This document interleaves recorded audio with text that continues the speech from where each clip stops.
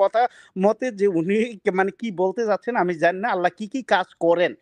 আল্লাহর কি, কি কাজ করেন, আল্লাহ মূলত একদম স্পষ্ট এবং ক্লিয়ার করে মেসেজ দিয়ে দিছে আল্লাহ কি, কি কাজ করেন। নতুন কোনো প্রশ্ন নেই। প্রশ্ন হলো কি? বলতেছে মালিক ইয়াউমিদ্দিন কি এ আলহামদুলিল্লাহি রব্বিল আলামিন। আমি মহাবিশ্বের প্রতিপালক। আল্লাহ মহাবিশ্বটার প্রতিপালন করতেছে স্পষ্ট এবং ক্লিয়ার। মানে এইখানে এখন প্রতিপালন, এই আল্লাহর যে মহাবিশ্বটা প্রতিপালন করতেছে এই কাজ আমার, এই কাজ তার। আল্লাহ স্পষ্ট করছে কি কাজ করতেছে। মহাবিশ্ব টিকে আছে মানে আল্লাহ এটার প্রতিপালন করতেছে।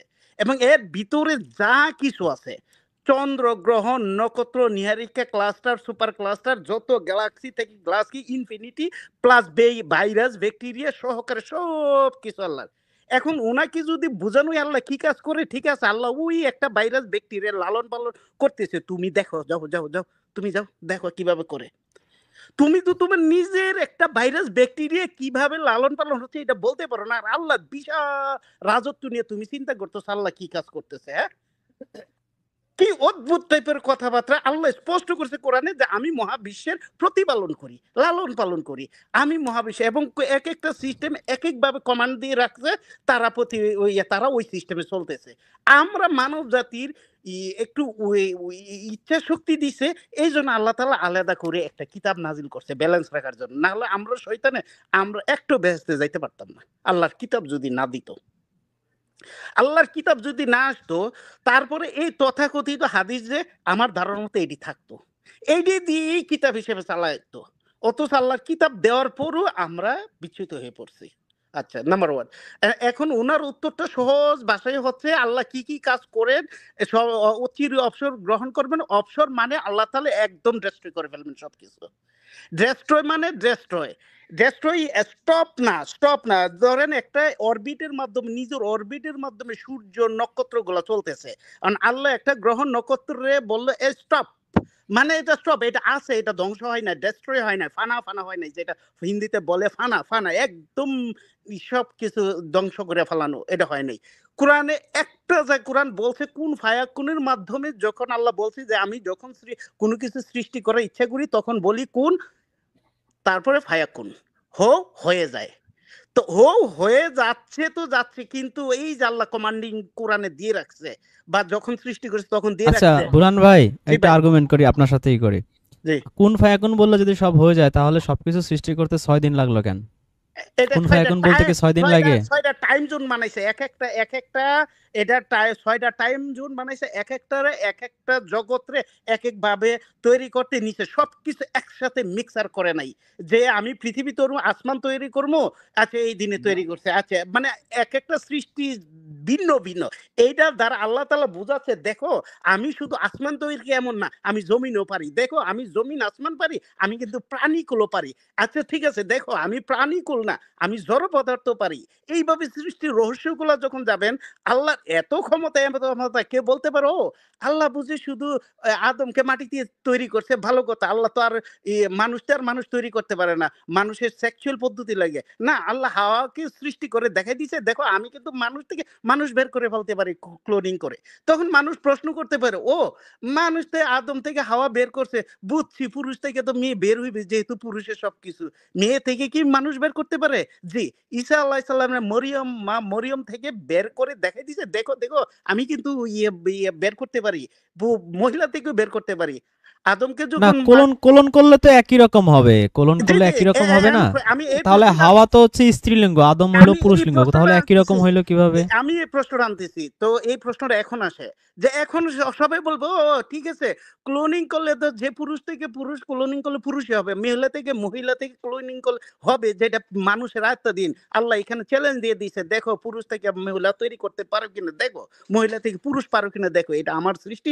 আমি যে একটা মহাশক্তিধর, এটা এটা দেখো। আমার প্রতিটা জিনিসে এইভাবে যখন স্টে স্ট্রং স্টেজে, টপ স্টেজে যাবা, গিয়ে দেখবা তোমাদের জ্ঞান ওইখানে সারেন্ডার করবে। আচ্ছা, আমি একটু প্রশ্নটা ভিন্নভাবে করি। অনেকে প্রশ্ন করে যে ডিম আগে না মুরগি আগে।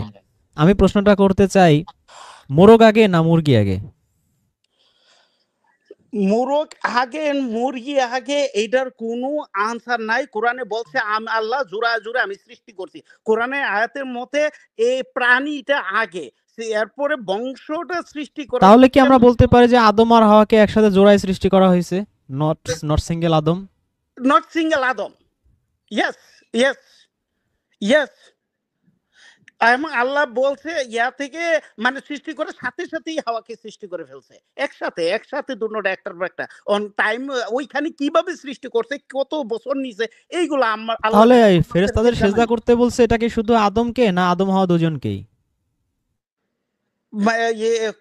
আদমকে যখন সেজদা করতে বলছে এটা আমি ক্লিয়ার, আমি মানে আমি পাই নাই। যদি বলেন যে কোরআনের মতে হচ্ছে যে তোমরা আদমকে সেজদা করো, ফেরেশতাকুলের সাথে নিয়ে বসাইছে। এখন যদি আপনি টাইমটা হিসাব করেন যে একসাথে তৈরি করছেন, আল্লাহ একসাথে বলতে কত বছর নিছে এটা আল্লাহ জানে। এই টাইমের হিসাবটা আমি ওই সূরায়ে আয়াতুল না, কুরসি। টাইম নিয়ে প্রশ্ন না তো। কি প্রশ্ন হচ্ছে যে শুধু আদমকে সেজদা করতে বললো, আদম হাওয়ার অপরাধ কি? এই জায়গাটা কোরআন, আমি কোরআন থেকে যেহেতু কিছু পাই নাই, এই জায়গাটা আমি কিছু বলতে পারবো না। আমার আরো চিন্তা করতে হবে। That's it. কেন কোরআনে পান নাই সূরা নিসার এক আয়াতে নফসে ওয়াহিদাতান? আমি পড়ি না। আপনি যদি বলে দিন আয়াতটা বলে দেন তখন আমার মনে পড়বে। আপনি প্লিজ যদি যদি দয়া করে পড়েন আমার ভালো লাগবে। আচ্ছা, এখানে এখানে আছে খলাকা মিনহা যাও জাহা। আচ্ছা, প্রথম থেকে পড়ি। যাও ইয়া যাও আইয়ুহান কিসের নারী নাসু, নারী। ইয়া আইয়ুহান নাসু, হে মানব হ্যাঁ, জাতি, হ্যাঁ, অত্তাকু হ্যাঁ। রব্বাকুম, অত্তাকু তোমরা সতর্ক হয়। এখানে ভয় দিছে, যদিও ভয়ের রাইট। আরবি হচ্ছে ইয়া তাকওয়া ভয়। খৌফ। খৌফ মানে হচ্ছে ভয়, ভয়। একটা হচ্ছে খসিয়া, আর অত্তাকু মানে হচ্ছে সতর্ক হওয়া। তোমরা সতর্ক বা সাবধান হও রব্বাকুম, তোমাদের রবকে। আল্লাজি খলাকাকুম, যিনি সৃষ্টি করেছেন তোমাদেরকে, রাইট। মিন নফসি, নফস থেকে। কেমন নফস? ওয়াহিদাতিন, একটি নফস থেকে। ওয়াহিদাতান মানে হচ্ছে আমরা বলি না কুল হু আল্লাহু হ্যাঁ, আহাদ, ওয়াহাব। আহাদ মানে হচ্ছে আরবিতে এক। আরবিতে এক অর্থ হচ্ছে ওয়াহাব। হ্যাঁ, তাহলে ওয়াহাব আল্লাহ জানি। আমাদের সৃষ্টি করছেন একটা নফস থেকে। তাহলে এই যে যেই কোলনের কথাটা বললেন আমাদের বুরহান ভাই একটু আগে, আপনারা হয়তো খেয়াল করছেন, তাহলে এইটা হচ্ছে ফার্স্ট কোলন, মানে ফার্স্ট জিনিসটা হচ্ছে নফসিন ওয়াহিদাতান, এই একটা হচ্ছে মূল জিনিস। এখান থেকে সবটি ক্লোনিং করে হ্যাঁ, ফেলছে। ইয়েস। আমাদের সবাইকে সৃষ্টি করা হয়েছে নফসে ওয়াহিদাতান, নফস থেকে আমাদের সবাইকে সৃষ্টি করা হয়েছে। জি। খলাকা মিনহা, সেই নফসে ওয়াহিদাতান থেকে খলাকা, তারপর আবার সৃষ্টি করা হয়েছে। প্রথমে সৃষ্টি করা হয়েছে নফসে ওয়াহিদাতান, তারপর সেই নফসে ওয়াহিদাতান থেকে সৃষ্টি করা হয়েছে মিনহা যাও জাহা। মানে এই সৃষ্টি দুইবার চলে আসলো, তাই না ভাই? একটা জি, জি, হয়েছে যে জি, প্রথম জি, জি। আয়াতে খলাকা কুম, তোমাদের খলাকা করছে, সৃষ্টি করছে। তারপরে আবার আসছে খলাকা, ইয়া। তিনি সৃষ্টি করেছেন সেই নফসে ওয়াহিদাতান থেকে মিনহা যাও জাহা। এখানে কিন্তু, এখানে যদিও হাওয়া লেখা, কিন্তু এখানে আসলে আল্লাহ কিন্তু বলছে যাও জাহা, জুটি সৃষ্টি করছে, মানে জোড়া, রাইট, যেটা রাইট, বললেন রাইট, আমাদের রাইট, বুরহান রাইট, ভাই। রাইট, রাইট, ওয়াহিদাতান থেকে তিনি সৃষ্টি করছেন জোড়া, তাই না? Right, right. হাওয়া না কিন্তু। না। তারপরে বলছে অবাসান, ছড়িয়ে দিয়েছেন মিন হু মা, তাদের দুজন থেকে রিজালান, রিজালা মানে হচ্ছে পুরুষ, কাসিরন ও নিসা। এইবার আসছে আপনার এই যে নারী পুরুষ, এখানে যে আগে হাওয়া বলছে যাও জাহা, এটা ঠিক হয় নাই।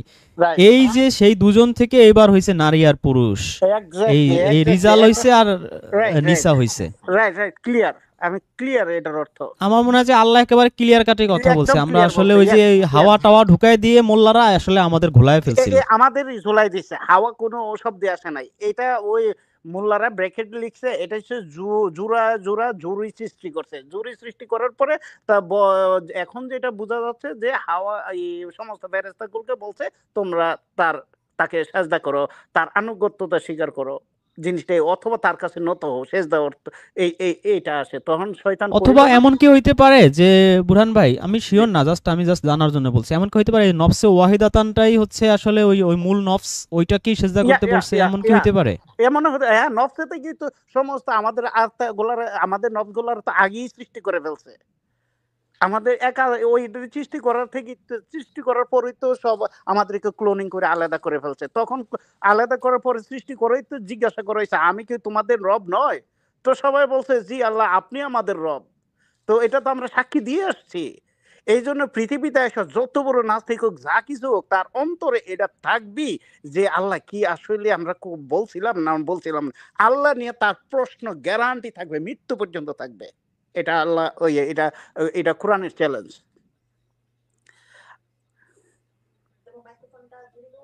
আচ্ছা, এখানে হুজাইফা আরেক জঙ্গি সে লিখছে, আরব দেশের যারা বিশেষজ্ঞ, আরবি ভাষায় পারদর্শী, তারা 1400 বছরেও যা বুঝলো না, আপনারা বুঝে ফেললেন কত বিশেষজ্ঞ আপনারা। আচ্ছা, ইনি হচ্ছে বাংলাভাষী লোক। ওনাকে যদি আমি বলি, মাত্র 100 বছর আগে মাইকেল মধুসূদন দত্ত লিখছে মেঘনাদ বধ কাব্য, হ্যাঁ। উনি ওই মাইকেল মধুসূদনের মেঘনাদ বধ কাব্যের এমন কোন পৃষ্ঠা আছে যেটার পুরো পৃষ্ঠার সবকটা অর্থ উনি বুঝবে? আমি 100% চ্যালেঞ্জ দিতে পারবো, উনি জীবনেও বুঝবে না। উনি চ্যালেঞ্জ বলতে পারবে না যে আমি যে কোনো একটা পৃষ্ঠার ফার্স্ট লাস্ট সবকটা শব্দের অর্থ না, বুঝি। আমি একটা লাইন বলে দিই, একটা শব্দ বলে দিই, একটা শব্দ বলে দিই, যদি উনি উত্তরটা দিতে পারেন তাইলে আমি বলবো যে মেঘনাদ বধ হচ্ছে রাবণের ছেলে। মেঘনাদ বধ, রাবণের ছেলের নাম হচ্ছে মেঘনাদ। এই মেঘনাদকে রাম রাবণের যুদ্ধে যখন বধ করা হয়েছে, ওইটাকে কেন্দ্র করে পুরো কাব্যগ্রন্থটা লেখা। মেঘনাদ বধ ছিলেন ইন্দ্রজিৎ। ইন্দ্রজিৎরা বুঝাই দিতে বলেন যে আসলে ইন্দ্রজিৎরা কি, আমার বুঝাই দিতে বলেন। ও দেবরাজ ইন্দ্র, হ্যাঁ, দেবরাজ ইন্দ্র। না, এইখানে মেঘনাদ ছিলেন ইন্দ্রজিৎ। মেঘনাদকে বলা হয় আমি সেইটা বলি নাই, একটা দুইটা ওয়ার্ড বলি নাই, আমি জাস্ট ওনাকে যেটা বুঝাইতে চাইছি যে 100 বছর আগে মাত্র লেখা, বাংলা ভাষাতে লেখা, জি জি সেইটা বুঝতে আমাদের দাঁত ভেঙে যাইতেছে। জি সেখানে যদি বাংলা ভাষায় এমন কিছু লেখা থাকে, যেমন ধরেন বঙ্কিমের লেখাও একই অবস্থা। জি 1400 বছর আগের বাংলা চর্যাপদ তো উনি কোনো লাইনই বুঝবে না। অসতী চর্যাপদ কলাকালা তুম্পা পেলাপালা কিলি কিলে, এই এই লাইক ওই চর্যাপদের বাংলা ভাষা উনি জি উনি জি 1200 বছর আগের বাংলা ভাষা উনি এক লাইনও বুঝবে না। 150 সেখানে বছরে 1400 বছর আগে ওনার ধারণা, ওই 1400 বছর আগে কোরআনের যে আরবি, আরবরা মনে হয় সেইভাবে কথা বলে। আরে বোকা, আমরা 100 বছর আগের যে বাংলা ভাষা ওইভাবে কথা বলি নাকি? হ্যাঁ, বললেন না, জিজ্ঞাসা করেন না, 100 বছর আগের বাংলা এখন কেউ বলে ভাই? না। তুমি কোথায় গিয়াছো হে দিন পথিক, দিন তুমি চেঞ্জ পথ হয়ে যাচ্ছে না? হারাইয়াছো। ভাষা সতত পরিবর্তনশীল। 100 বছর আগের মেঘনাদ বধের বাংলা ভাষা, তাই আমার এখন ওর মাস্টার্স পাস ছেলে পেলেরে দিলে এক পৃষ্ঠা সে পড়ে বুঝাইতে পারবে না যে কি বলছে এখানে পারে না মাইকেল। ভাই। এটি ওর এই ছোট ছোট অর্থ মানে পারে না, এটি সত্য কথা। আর বাংলা বলছে এর এক কবিতা আরেকটা লজিক দেই বুরহান ভাই, জি, কাজী নজরুল ইসলাম ম্যাট্রিক পাস না? মেট্রিক পাস করে নাই, জি বলেন। সেই ম্যাট্রিক পাস কাজী নজরুলের লেখা ইউনিভার্সিটি টিচাররা বুঝাইতে পারে না? দাঁত ভেঙে না, যায়। পারে না হ্যাঁ, পারে দাঁত না। ভেঙে যায় না? হ্যাঁ, একটা ম্যাট্রিক পাস ছেলের লেখা পড়াইতে ইউনিভার্সিটি টিচারের দাঁত ভেঙে যাচ্ছে কেন? বাংলায় লিখছে তো, সে তো অন্য ভাষায় লেখে নাই। কেন আমি একটু, যদি আমার সুযোগ দেন আমি এটার উপরে বলি, 1 মিনিট না, আপনি তাহলে একসাথে বলেন। আমি ওকে। আমি তাহলে আর্গুমেন্টটা দাঁড় করাই যে আচ্ছা। এ থেকে আমরা বুঝলাম যে মাত্র 100 বছর 50 বছর আগের লেখা বুঝতে আমাদের দাঁত ভেঙে যাচ্ছে বাংলা ভাষায় লেখার পরও। যদি এমন হইতো যে 1400 বছর আগের চর্যাপদ টাইপের কোনো লেখা, ওই একটা পৃষ্ঠার তো আমরা 90%ই বুঝতাম না, সবকটায় আমাদের সমার্থক শব্দ লাগতো বা ডিকশনারি দেখা লাগতো বা বাংলা অভিধান দেখা লাগতো। সেক্ষেত্রে এই ভদ্রলোক কিভাবে মানে মানে চিন্তায় আসলো যে 1400 বছর আগে কোরআন যেই আরবিতে লেখা, সেই আরবি এখনকার আরবের কথ্য ভাষা, সেই আরবিতে আরবরা আর কথা বলে। আরেকটা বিষয় রেদওয়ান হচ্ছে ভাই, বাংলা ভাষায় আমাদের যে 64টা জেলা, আমরা নিজেরাই তো সিলেটে গেলে, চিটাগাঙে গেলে, কক্সবাজার গেলে আমরা ভাষা বুঝি না, কি বলতেছে আমরা ভাবি কি রোহিঙ্গা নাকি। আবার সিলেটের লোকজন বরিশাল বা বাগেরহাট বা খুলনা এই অঞ্চলে মানুষের ভাষা শুনলে তো অর্ধেকই বুঝে না যে কি বলতেছে এগুলা। একই বাংলা ভাষা, একই টাইম জোনে, একই 2025 সালের মানুষ বুঝতেছে না একই বাংলা ভাষা। কতটা হইতেছে। আরবের আরবি ভাষাটা কি লিবিয়ার আরবি, মিশরের আরবি, সৌদি আরব কাতার কুয়েতের আরবি কি সেম আরবি? আমি ওনাদের কাছে তাই মনে হয়, কিন্তু তারপরেও ওনাদের কাছে তাই মনে হয়, রাইট। এবার বোরান ভাই বলতে পারেন। আমি লিবিয়ার আরবি, মিশরিয়ান আরবিদের সাথে কথা বলছি, ইয়েমেন আরবিদের সাথে কথা বলছি। ভাষা যদিও আরবি মানে ডিফারেন্ট, টোটালি ডিফারেন্ট। আর তাছাড়াতে আমি একটু যোগ করতে চাই, আমার কাছে কেন জানি মনে হয় যে কোরআনের আরবি অর্থ বলেন, আরবি ব্যাখ্যা বলেন, আর হচ্ছে যে হাদিস বলেন, এগুলো সব হচ্ছে যে একদম খুব সুচিন্তিত ভাবেই সৃষ্টি করা হয়েছে, মানে তারা সৃষ্টি করছে আর কি। কারণ আচ্ছা হচ্ছে ইংরেজিতে বলি, এই রুহুল ভাই আপনি তাহলে ইংরেজি নিয়ে বলেন, আর বুরহান ভাই তাহলে আমার আরবি ভাষাটা নিয়ে বলুক। আচ্ছা, এই আজ থেকে 100 বছর আগে গে মানে বলতো যারা প্রফুল্ল, যারা সবসময় হাসি খুশি থাকে তাদেরকে বলা হয়তো গে। ইভেন এখনো যদি আপনি ডিকশনারিতে GAY গে লেখেন দেখবেন যে হাসি খুশি প্রফুল্ল। কিন্তু বর্তমানে কি গে বলতে আমরা হাসি খুশি বুঝি, না যারা হচ্ছে ওই যে সেই লেসবিয়ান ওগুলার বিপরীতে ওগুলা মনে করি? একই শব্দ, অর্থ কি চেঞ্জ হয়ে যায় না মাত্র 100 বছরে? জি এই জি বিষয়টা একটা আপনি বলেন তো, এই রুহুল ভাই। আর বুরহান ভাই আপনি একটু আরবের বিভিন্ন অঞ্চলের ডায়ালেক্ট আপনি জানেন, সেই বিষয়টা একটু আমাদের দর্শকদের ওকে একটু বোঝার সুবিধার্থে বলেন। ওকে আমি ধন্যবাদ। ভাষা সব সময় পরিবর্তনশীল। ভাষা একটা জিনিস যেটা হচ্ছে পরিবর্তনশীল। ওনার মনে হয় সত্যি সত্যি বলতে হচ্ছে যে সাহিত্য চর্চা নিয়ে খুব বেশি ইয়া নাই, মানে জানা নাই।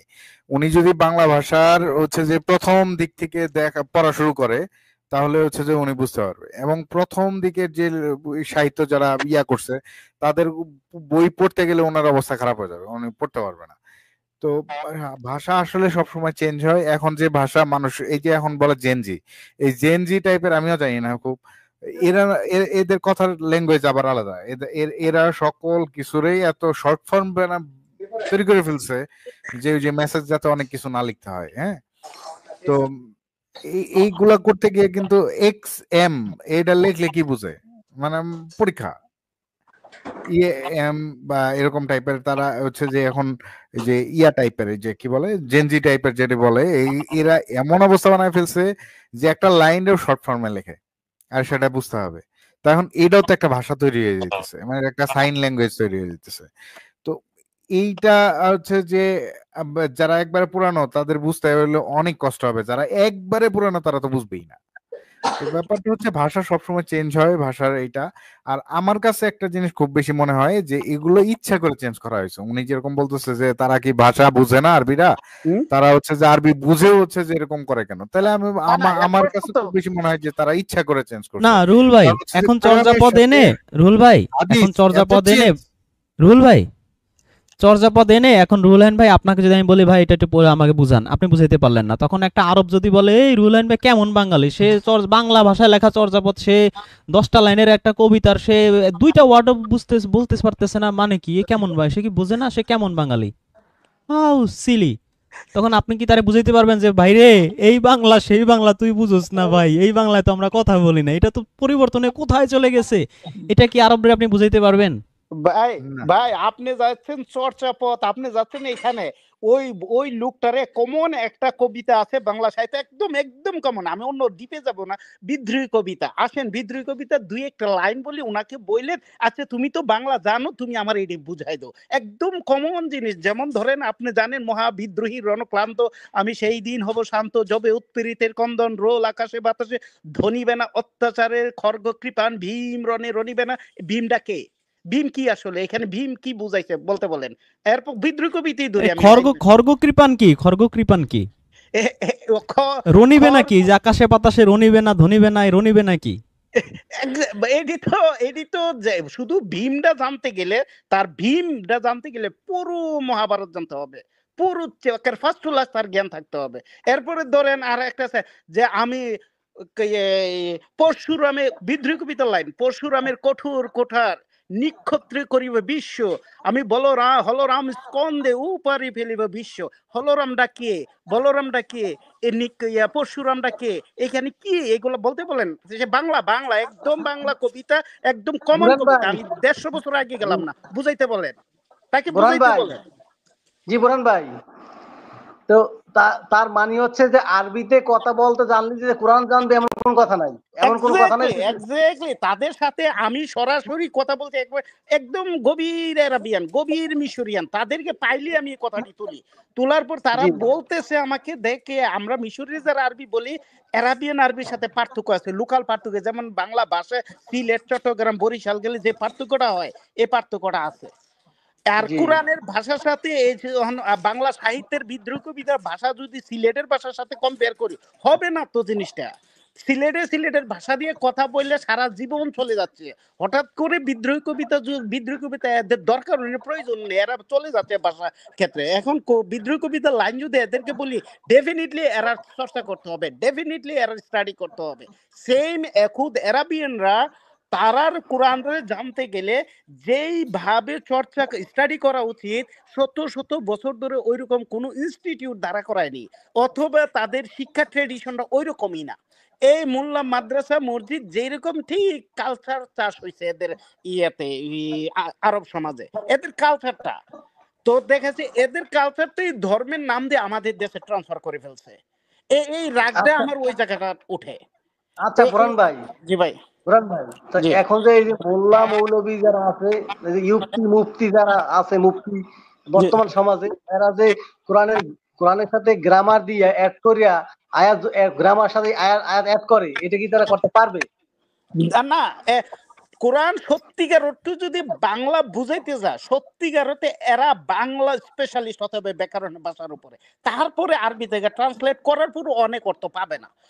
কারণ বাংলা ওই আরবিকের অনেক, কোরআনের অনেক অর্থ আছে যেইগুলা আজও বাংলা আনতে পারেনি। ওই যে লোকটা বুঝাচ্ছে যে আপনারা কি কি বেশি বুঝেন, এরা জি এদের চেয়ে বেশি বুঝে না। ভাষার ক্ষেত্রে এত আধুনিক হয়েছে যে যে কোনো একটা লোক একটু জ্ঞান কাটালেই ধরতে পারে যে এটার অর্থটা আসলে কি হবে। তো দেখা গেছে বাংলা ভাষার আরবির অনেক শব্দই নেই, এলা বোরহান শব্দের। ভাই, জি বোরহান ভাই, জি এই যে কিছুদিনের মধ্যে এদের ঝাড়ি ঝুড়ি যে কই যাবে আল্লাহ ভালো জানে। মনে করেন যে অবশ্যই আগে অবশ্যই তো অবশ্যই জাস্ট আগে ওয়েট এন্ড সি। একটু একটু বলি, এই যে আগে তো আসছিল হচ্ছে ট্রান্সলেটর, ঠিক আছে, এটা জি ধরেন ভুল করে, এখন তো হয়ে গেছে মনে করেন যে এআই। এখন ইয়েস আপনার কি ইয়েস। আপনার কি দরকার আছে যে পুরা আরবি ভাষাটা শেখার?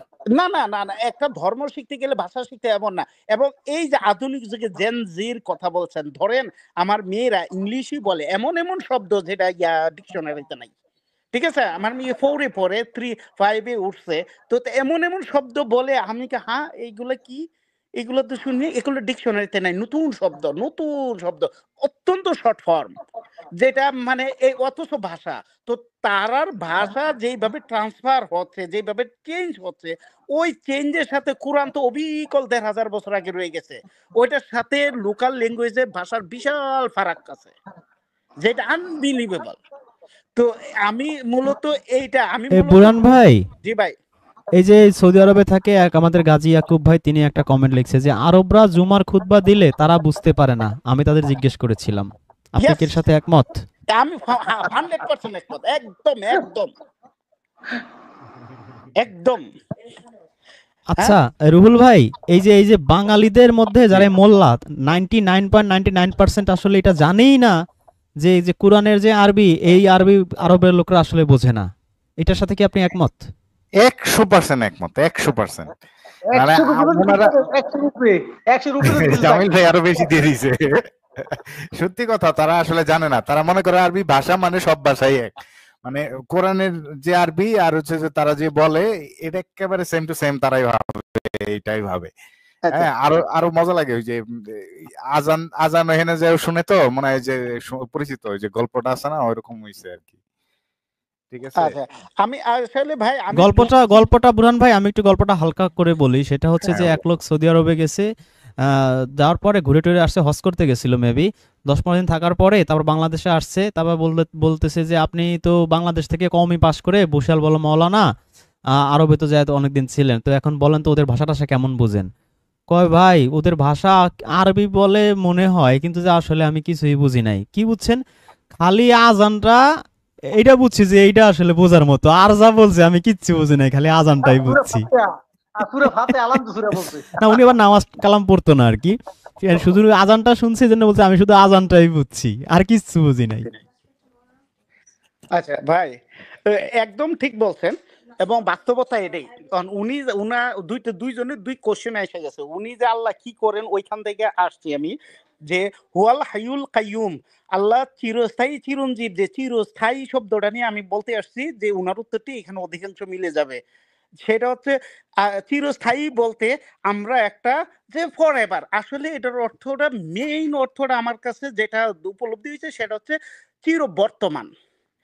মানে আল্লাহ সব সময় বর্তমান, আল্লাহর কাছে কোনো অতীত ভবিষ্যৎ নাই।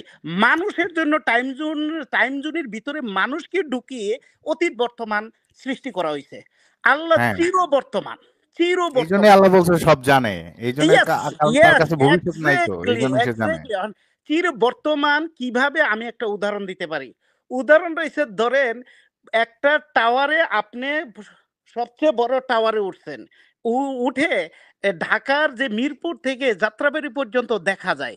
কারণ যাত্রাবাড়ি থেকে একটা লোক রওনা দিছে মিরপুরে যাবে, মিরপুর যাইতে যে তার 2 ঘন্টা, কিন্তু আপনি মধ্যে টাওয়ার থেকে একের যাত্রাবাড়ি থেকে ইয়ার মিরপুর দেখতে পারতেছেন।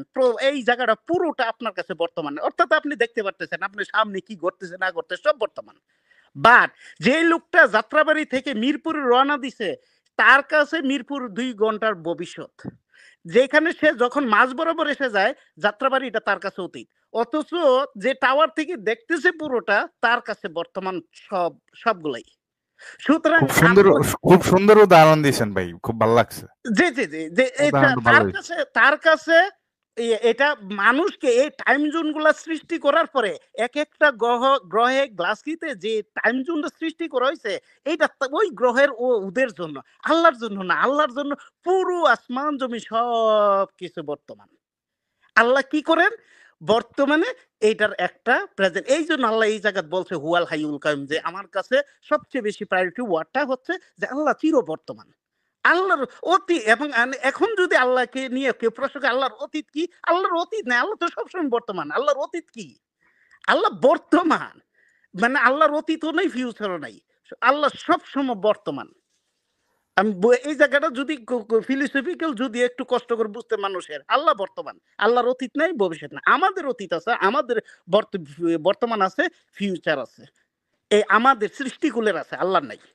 সুতরাং আল্লাহর জন্ম কি, আল্লাহর মৃত্যু কি, এই প্রশ্নগুলো হচ্ছে অমূলক। বরঞ্চ আল্লাহর সৃষ্টি নিয়ে চিন্তা করার জন্য আমাদেরকে বলা হয়েছে কোরআনে।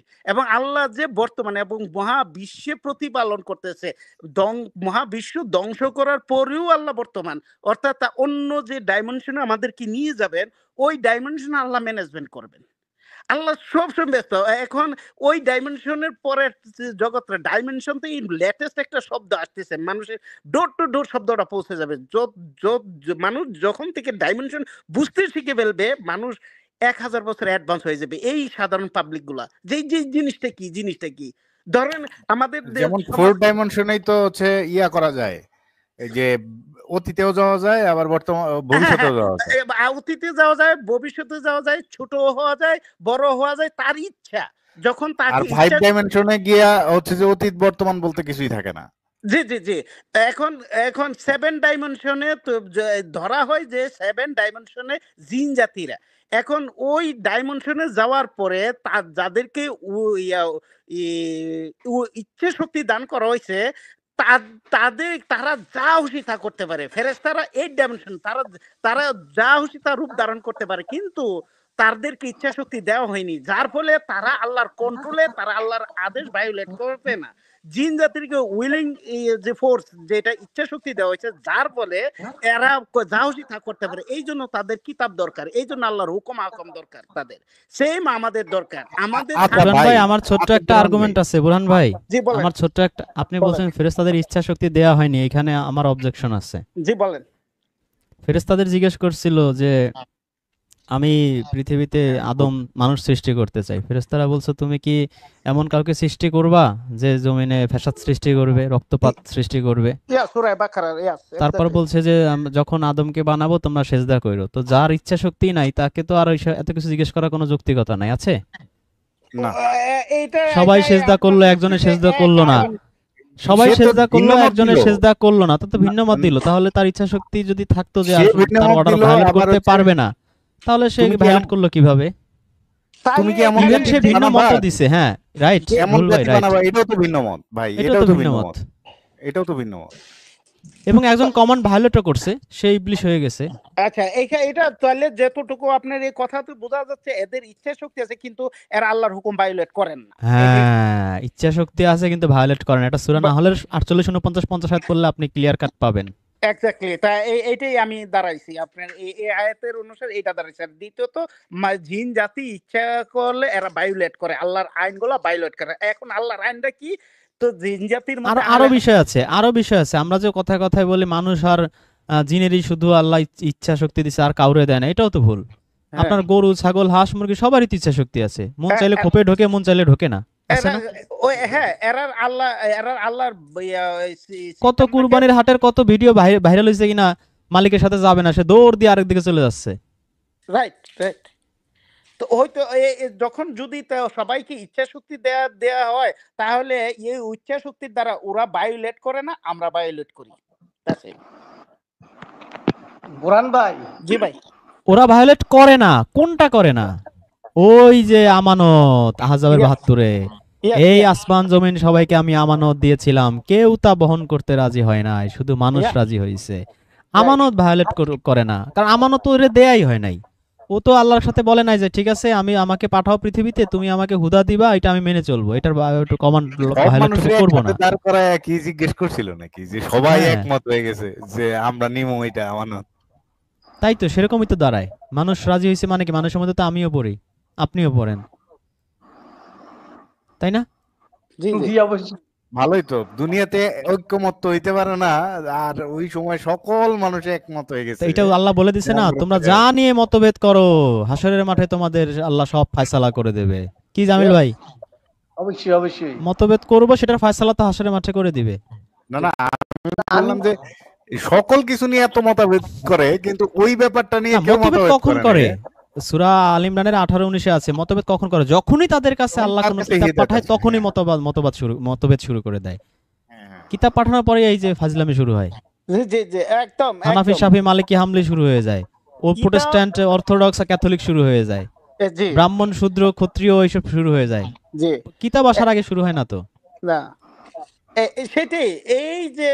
এই যে সমাজের কিতাব আসছে, এই সমাজের যুগের পর যুগ যখন একটা কিতাব পাঠায়, আল্লাহ তাআলা দেখা গেছে এই কিতাবগুলা মানুষ এইভাবে ফতুয়া দিতে সমাজের শ্রেণী ভেদ এত তীব্র থেকে তীব্রতর হয় যে ওই শ্রেণী ভেদ একেবারে উপড়ে ফেলা ছাড়া আর কোনো পথ থাকে না।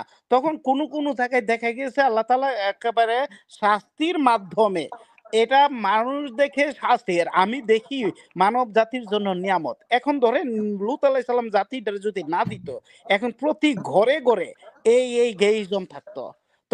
এটি তো পৃথিবীবাসীর জন্য নিয়ামত, আল্লাহ যেটি দিছে। মানুষ মৃত্যুকে অনেক নেগেটিভ দেখে, আর আমি দেখি এটা আল্লাহর একটা নিয়ামত। যদি পৃথিবীতে মৃত্যু না থাকতো, যে বড় বড় অত্যাচারী রাজা বাদশাহ পৃথিবীতে অত্যাচার করছে, এদের যন্ত্রণাতে পৃথিবী টিকতো না। জি সুতরাং বুরহান ভাই, বুরহান জি ভাই, জি বলেন। আমি আপনার সাথে আমি বলবো, আপনি শুধু উত্তর দেবেন। ওকে। কোরআন কি শুধু নবী মুহাম্মদের জন্য? না গুড। কোরআন কি শুধু আরবের জন্য? না কোরআন কি কোনো দেশের জন্য? না কোরআন কি কোনো রাষ্ট্রের জন্য? না, তাহলে কোরআনটা কাদের জন্য? সমগ্র সকল বিশ্বের। মানব জাতি। গুড। তাহলে কেন আমাদেরকে বারবার বলে আরবের লোকের সাথে আপনারা বেশি বোঝেন, আরবের লোকের সাথে আপনারা কি বেশি বোঝেন? তাহলে কোরআন যদি আমাদের জন্য হয়, আমরা কেন বুঝবো না? আল্লাহ তো আমার ভাষায় কোরআনকে সহজ করেছে। আচ্ছা, আল্লাহ আরব জাতিরে কি বলছে? আল্লাহ আরব ওদের জাতিরে তো কিছু একটা বলছে। ওদেরকে যা বলছে ওরা আল্লাহ হচ্ছে বলে কি? মুনাফিকিতে ও কপটতায় সবচেয়ে টপ ক্লাস, নাম্বার 1 এই সমগ্র পৃথিবীর বুকে। ইয়েস, আমি ফুললি এগ্রি। এবং আরবদের সাথে আমি নিজে কথা বলার পরে আমি যে ট্র্যাক থেকে কোরআন বলছি, এরা পুরোটা আমার কথা রেকর্ড করে নিছে, যে তোর কথা আমার ফ্যামিলিকে শোনাবো। রেকর্ড করতে পারি? আমি কি ইয়েস, তুমি করতে পারো, রেকর্ড করে নি তোমার ফ্যামিলিকে শোনাও। আমার ফ্যামিলি নিয়ে তোমার কাছে আসবো, কোরআনটারে আসলে তুমি যে দৃষ্টিকোণ দেখো আমরা কখনো চিন্তাই করতে পারিনি, কল্পনাও করতে পারিনি। এই তো, আর আমাদের দেশের মোল্লারা তো তাদের পূজা করে, আরব মানেই তো একেবারে গদগদ হয়ে পড়ে যায়। অথচ জি, আল্লাহ জি। বলছে কেন? ওরা মুনাফিকিতে কপটতায় নাম্বার 1। আমাদের নাকি আরব জাতির হচ্ছে জুতা টানারও ইয়া নাই। এই তো কি নাই? মোল্লারা বানাইছে হাদিস, ভাই কোরআন তো আরে বলছে উল্টা আবার কথা। যদি নেক্সট ডে এদের সাথে আমার কথা হয়, আমি রেকর্ড করে এনে আপনাদের কাছে আপনারা দিয়ে দিব, দেখো আরবের সাথে আমার কি এই কথা বুরহান হচ্ছে। ভাই, জি বুরহান ভাই, আপনি কি ওই যে ক্রিস্টোফার নোলানের ওই যে ইন্টারস্টেলার দেখছিলেন? না আমি দেখিনি। দেখেন, ওই আপনার ফিফথ ডাইমেনশন, ফোর্থ ডাইমেনশন আপনি আরো সুন্দর করে জি জি আমাদের জি জি তাহলে জি। দর্শকদের না, শিখাইতে আমি পারবেন। তো অন দ্য এই স্পটে ডাইমেনশন গুলা, ইনস্ট্যান্টলি। গ্র্যাভিটি গুলা, তারপরে জি ব্ল্যাক হোল, এভরিথিং। আমার মনে হয় যে ইন্টারস্টেলার মুভিটা আপনার দেখা উচিত। হ্যাঁ, আচ্ছা ওই ওই উনার উত্তরটাই আমি দিতে আসছিলাম, যে আল্লাহ কি করেন দেখেন। আল্লাহ পৃথিবীরে পরিচালনা করতেছেন। পৃথিবী স্টপ কোথাও কোরআনের কোন ফায়াকুন বলার পরে কোথাও স্টপ বলেনি। যে স্টপ হয়ে যাও, আমি স্টপ বললি স্টপ হয়ে যায়, এরকম বলিনি।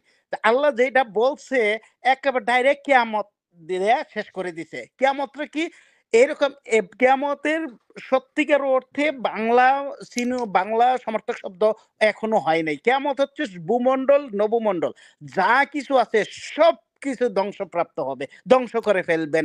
মহাপ্রলয়। ইয়েস, মহাপ্রলয় হইয়া আল্লাহ ওই যে হাইয়ুল কাইয়ুম চির বর্তমান ওইখানে চলে যাবেন। আল্লাহ এখানেই আছেন, এইটাই প্রমাণ করে দিবেন যে আমি যে বর্তমান, আর মানে আসমান জমিনে কোনো কিছু বর্তমান নাই, সব কিছু ধ্বংসপ্রাপ্ত হবে। That's it. ওই দিন আমি আচ্ছা বলছি, হ্যাঁ বলেন। না শেষ করেন আচ্ছা, ওই দিন আমি বলতেছি একটা কথা যে হোয়াটসঅ্যাপের ভিতরে যে যা কিছু সৃষ্টি সব কিছুই ধ্বংস হবে, তার মৃত্যু আছে, কিন্তু যা সৃষ্টি নয় তার মৃত্যু হয় না, সে ট্রান্সফার হয় বাট মৃত্যু হয় না। যেমন আমাদের শরীরে একটা জিনিস আছে যেটা কোরআনের ভাষা মতে সৃষ্টি নয়। তখন কেউ হোয়াটসঅ্যাপে উত্তর দিতে পারেনি, তখন আমি বলে দিছি যে জিনিসটা রূহ। হচ্ছে রূহ। রূহকে আল্লাহ সৃষ্টি করেনি, কোরআনের কোথাও বলিনি। রূহ আল্লাহর আদেশ মাত্র। আমাদের নব সৃষ্টি, আমাদের বডি সৃষ্টি, বাট রূহ সৃষ্টি করেনি। এটা এই সৃষ্টিটা এটা ট্রান্সফার হবে মাত্র, জাস্ট এতটুকু, এইটি ইঞ্জিনটা, আর বাকি সব কিছু বডি। তো এই রুট, এই কাজগুলা আল্লাহ তাআলা সমগ্র সৃষ্টি জগতের মাঝে মানুষ সহকারে এইগুলা ম্যানেজমেন্ট করতেছেন বর্তমানে। তো আল্লাহর ম্যানেজমেন্ট ক্ষমতা বলতেছে।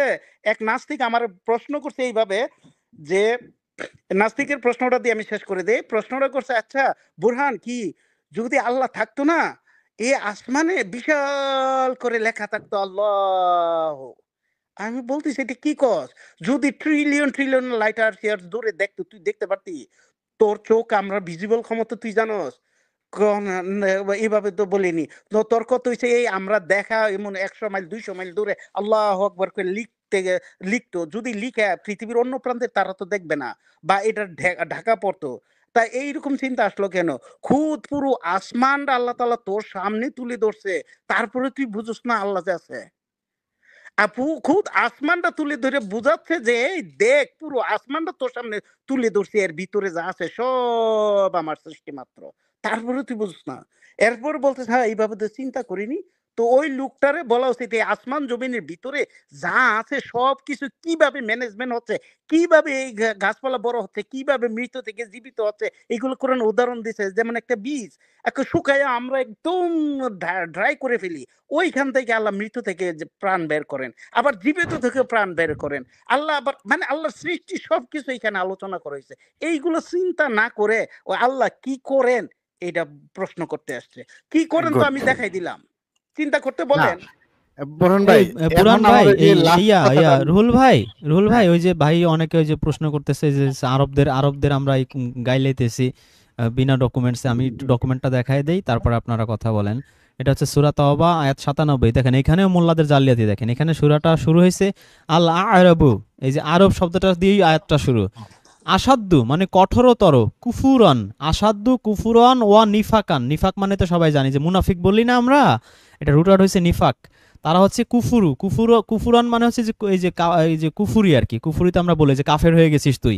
আল্লাহ বলতেছে আসাদ্দু, আসাদ্দু মানে হচ্ছে টপ, কঠোরতর। আল আরাবু আসাদ্দু কুফুরন ওয়া নিফাক কন ও ওয়াজদারু মানে হচ্ছে বেশি উপযুক্ত। এবার অনুবাদগুলো খেয়াল করেন। তাকি উসমানী অনুবাদ করছে দেহাতি ব্র্যাকেটে মুনাফিকগণ কুফর ও কপটতায় কঠোরতর। চিন্তা করছেন, আরব শব্দের বাংলা করছে সে দেহাতি, মানে যেন কেউ না বুঝতে পারে। চালাকিটা খেয়াল করছেন?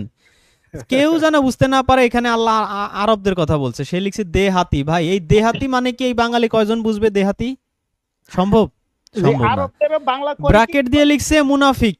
আরে ভাই এইটা আরবিতে আল্লাহ লিখে দিছে ওয়া নিফাকন, তুই আবার এটা মুনাফিক ব্র্যাকেটে লিখলি কেন?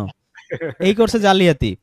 মুনাফিকগণ কুফর ও কপটতায় কঠোরতর। এবার মহিউদ্দিন খান অনুবাদ করছে বেদুইন। আল্লাহ লিখছে আল আরাবু, আর এই বাংলা লিখছে বেদুইন। Exactly, বেদুইনরা এরা বাংলা কুফর ও মুনাফিকিতে অত্যন্ত কঠোর হয়ে থাকে। right? ইসলামিক ফাউন্ডেশন লিখছে কুফুরি ও কপটতায় মরুবাসীরা কঠোরতর। এই আবার লিখছে মরুবাসী। জি, একজন লিখছে বেদুইন, একজন লিখছে দেহাতি, একজন লিখছে মরুবাসী। এবার আপনারা বলেন তো আরব শব্দের অর্থ কি তিনটা? দেহাতি, মরুবাসী, বেদুইন, তিনটা।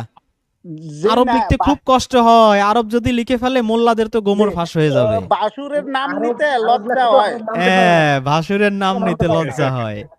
লজ্জা হয়। জি রুহুল ভাই এবার আপনারা বলেন ভাই। জি জি আমি আমি বলি আরবরা কত কঠোর কত নির্মম।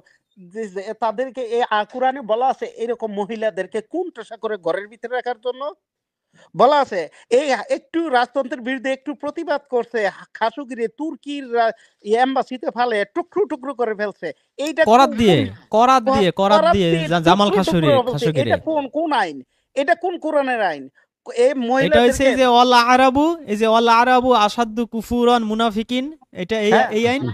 এই আইন কোন কোরআনের কোথায় আছে অমানবিক হওয়ার জন্য আমাদের যে ওয়ার্কাররা কাজ করে কত অমানবিক ভাবে এরা কাজ করাইতেছে, এদেরকে দাস হিসেবে স্বীকৃতি দিছে, এদের কি সম অধিকার হিসেবে স্বীকৃতি দিছে? দিছে না তো না না দেয় নাই। আবার কানাডা আমেরিকা আসেন, তাদেরকে সমালোচনা করেন, তাদের পুরোপুরি সমান অধিকার দিছে, আমাকে ভোট দেওয়ার অধিকার দিছে, আমাকে প্রথমত আমাকে মানুষ হিসেবে স্বীকৃতি দিছে। এই দেশ ফার্স্ট যে স্বীকৃতিটা দেয় যে আমি মানুষ, এই স্বীকৃতিটা দিছে এই কানাডা আমেরিকা। তো তো কই মিডল ইস্ট আরব ভারতে এখন পর্যন্ত তারা স্বীকৃতি দেয়নি। এরপরে আমি আমার একটা পার্সোনাল অভিজ্ঞতা আছে। আমি 2006 এর দিকে আমি আমার জাহাজ গেছিল জর্ডানে আকাবাতে, এই যে ইসরায়েলের 4টা রাষ্ট্রের বর্ডারে। তো আমি ওইখানে গেছি, গিয়ে একা আরববার সাথে কথা হইতেছে, হওয়ার পরে বলতেছি আচ্ছা ঠিক আছে আমি যদি এই দেশে বিয়ে করতে চাই কি করতে হবে? তো বিয়ে করতে পারবি না। আমি বলছি যে আমি লা ইলাহা ইল্লাল্লাহ মুহাম্মাদুর রাসূলুল্লাহ, আমি মুসলমান, কেন পারবো না? না পারবি না, কারণ হচ্ছে তুই অনারব। আমরা আরব বা অনারবরে আমরা বিয়ে শাদী দেই না। আমি কি তোরা তো যৌতুক নে, যৌতুক যদি দে তারপরে পারবি না কেন ভাই? এত অমানবিক নির্যাতন। তুমি কোরআন আসা সত্ত্বে যারা লা ইলাহা ইল্লাল্লাহর অধীনে আসবে সব তো সমান, সবার সাথে তোমার বিয়ে শাদী খানা সব চলতে পারে। আমি অনারব হওয়ার সত্ত্বেও তুমি কালচারাল পার্থক্যটা তুলে ধরছো আমার সামনে। এই রুহুল ভাই, হ্যাঁ আমরা যে অনুবাদ করব এখানে আরবের অর্থ আরব যদি লিখি, মরুবাসী না লিখি, অনেকের তো মাথা নষ্ট। যে- নষ্ট হোক, নষ্টই তো হওয়া দরকার। এটা তো আর ডিরেক্টলি আরব লিখবেন। আরে আরব আচ্ছা, মানতে পারে না, আরব এত এত হ্যাঁ নিকৃষ্ট হ্যাঁ মানতে হ্যাঁ পারে না। হ্যাঁ, রাইট। এই যে মাহবুব রহমান ভাই লিখেছেন যে নবী মুহাম্মদকে কাছে পেয়ে ও কয়জন ইমান এনেছে? 13 বছরে 80 জন ইমান আনছে। এটা তো হাদিস আল্লাহর হুজুররাই বলে। আরবের লোক এত ভালো, তো এই যে মক্কায় যে দাওয়াত দিছে 13 বছরে 80 জন ইমান আনছে কেন? জিজ্ঞেস করেন মোল্লাদের। এত ভালো আরবের লোকজন। নবী মৃত্যুর পর 3 দিন লাশ ফেলে রাখছিল কেন? কবর দেয় নাই কেন? নবীর স্ত্রীদের আল্লাহ বলছে তোমাদের ঘরের মধ্যে হচ্ছে তোমাদের কর্মস্থল, ঘর থেকে বেরোবা না। তারপরে মা আয়েশা কিভাবে হযরত আলীর সাথে জঙ্গে জামাল উষ্ঠির যুদ্ধ করছে, এই আল্লাহর আয়াত ভায়োলেট করে সূরা আহজাবের। তারপরে কিভাবে এরা উসমান সিফিনের যুদ্ধ কিভাবে করছে, 60,000 সাহাবাকে 60-70 হত্যা হাজার করছে? মুসলিম মারা গেছে, এটা কিভাবে করছে? আরবরাইতে করছে নাকি যে বাঙালিরা যায় করছে এই হাজরত যুদ্ধ? ইউসুফ কত লক্ষ না, মানে ওদিকে তাদের গেলাম না, হত্যা করছে। ওইদিকে গেলাম না। হাজ্জাজ বিন ইউসুফ যেহেতু আল্লাহ রাসূলের সাথে ছিল না, ওইদিকে গেলাম না। আল্লাহ রাসূলের সাথে যারা ছিল হ্যাঁ। তাদের কথাই আমি বলতেছি। কি শিখছে তারা? তারা নাকি রেজওয়ান ভাই, সর্বশ্রেষ্ঠ, সর্বশ্রেষ্ঠরা কি কি আল্লাহর অর্ডার মানছে। আল্লাহ রাসূলের দাঁড়া করে রেখিয়া আল্লাহ রাসূল ভাষণ দিতেছিলে, দুনিয়ার লোকে স্যার ফালাই চলে গেছে। আল্লাহ রাসূল সূরা জুমার মধ্যে আছে না? সূরা জুমার মধ্যে আছে না 9, 10, 11 আয়াতে? হ্যাঁ তারা হ্যাঁ তোমাকে জীবিত একা ফেলে রেখে চলে যায়। বলো খেলতে পারে, আল্লাহ ও তার রাসূলের কাছে যা আছে তা তার চেয়ে উত্তম। দুনিয়ার লোকে চলে বলে নাই? গেছে দেই আল্লাহ রাসূল দাঁড়া করে দিয়া। কত আরবের লোক, আরবের খুরমা খাজুর, আরবের ভক্ত সে। এইভাবে আমরা ঢেকে রেখে দিছে এই বাংলাদেশে ওই যে যে একবার লিখবো মরুবাসী, একবার লিখবো দেহাতি, একবার জি লিখবো জি জি বেদুইন, একবার লিখবো জি, জি। আরেক জায়গা দিছে পল্লীবাসী। আহসানুল বয়ান তাইসুল কোরআন অনুবাদ লিখছে পল্লীবাসী। আরে বাপ রে বাপ, সে পল্লী বন্ধু এরশাদের পার্টির লোক, সে লিখছে পল্লীবাসী। আরবের অর্থ হইছে পল্লীবাসী, হুসেন মোহাম্মদ এরশাদ। হুম। আরেকজন তো কিছুই লিখে দিল না, মুনাফিক লিখে দিল ব্র্যাকেটে। এইরকম ভাবে দেহাতি লিখে ব্র্যাকেটে লিখছে মুনাফিক। দেহাতি মানে মুনাফিক, এইরকম আরব ভাবে শব্দই ভাই, সে হাওয়া করে দিছে। এইরকম ভাবে পুরো কোরআনে এই যে আরবের বিরুদ্ধে যে ওয়ার্ড গুলা যায় চেঞ্জ করে ফেলাইছে, কত সুন্দর ভাবে আপনার মাথা ওয়াশ করে ফেলাইছে। আমাদের মাথা ওয়াশ, আমরা বুঝি না যে কোরআনের আরবিক অর্থটা এটা কি। এখন যেহেতু আপনারা তুলে গ্র্যান্ড মুফতি ধরতেছেন, তাদের শরীরে গ্র্যান্ড আগুন মুফতি লাগতেছে। বলছে যে আমরা নাকি আরবদের জুতা টানারও যোগ্য না। তারে গিয়ে বোঝে না, বলেন আমরা সে যে বোঝে না, তুজুক বোঝে না, না। তুমি গিয়া জুতাগুলা লেহন করো, যাও। না বোরান ভাই, সে তো বোঝে না, সে তো বোঝে না, সে জানি আছে, সেইটা গবেষণা করে, সে তো কোরআনের কাছে আসে না, কোরআন নিয়ে তো ভাবে না, সেজন্য সে বোঝে না। আমরা আমরা যেন তারা তো আমরা তাদেরকে ধরি না। তাদেরকে আমি এতটুকু বলবো যে আরবরা যদি সত্যিকার কোরআন মানতো, কোরআন ১৫০০ বছর হইছে এসে গেছে, পুরো পৃথিবীর নেতৃত্বে এরাই থাকতো। কোরআন সমগ্র বিশ্বের এরাই থাকতো, যেহেতু এরা ক্ষমতা লোভ, নারী লোভ, দুনিয়ার যত লোভ আছে এদেরকে গ্রাস করে ফেলছে, সুতরাং এরা কোরআন দেখার সময় নেই, কোরআন গবেষণা করার সময় নেই। আল্লাহ তাআলা অন্য বুরান ভাই, জাতির কাছে নিয়ে যাবেন। বুরান ভাই, জি ভাই। আপনি একটা জিনিস দেখেন, ইব্রাহিম আলাইহিস সালাম জীবিত, লূত আলাইহিস সালাম জীবিত, সেই সময় যখন লূতের কাম ধ্বংস করতে আসছে, মাত্র একটা ফ্যামিলি, একটা পরিবার, মাত্র একটা পরিবার ইমানদার, মাত্র একটা। আপনি কি মনে করছেন? দুইজন নবী জীবিত, দুইজন নবী রানিং, মাত্র একটা লুতের ফ্যামিলি। আবার লুতের পুরো ফ্যামিলিও না, লুতের স্ত্রী তাও ওই স্ত্রী বাপ। মতই ছিল। এখন দেখেন, এখন দেখবে বুঝেন। মানে জামিল ভাই দেখতে বলেন, আমাদের এই মোল্লারা কি এইসব আয়াত পড়ে না? এদের মাথার উপর দিয়ে চলে যায়?